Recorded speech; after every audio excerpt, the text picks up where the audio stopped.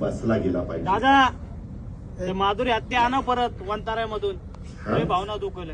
माधुरी हत्ती आणा हत्ती. हत्ती काय झालं? त्याला वंतारामध्ये घेऊन गेले. ते कोल्हापूरची हत्ती आहे. लोकांची लय भावना दुखवली त्या हत्तीमुळे. अरे माधुरी हत्तीचं हत्तीच म्हणलो की त्या माधुरी हत्तीच्या बद्दल सुप्रीम कोर्टाने निकाल दिला आहे.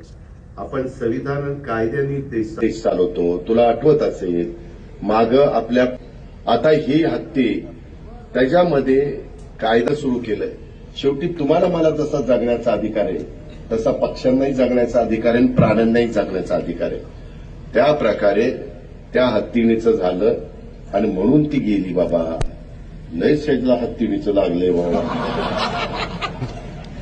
तुला एकदा कुठं तरी हत्तीणीवर बसवतोस परंतु तू चांगल्या भावनेनं बोलला असेल.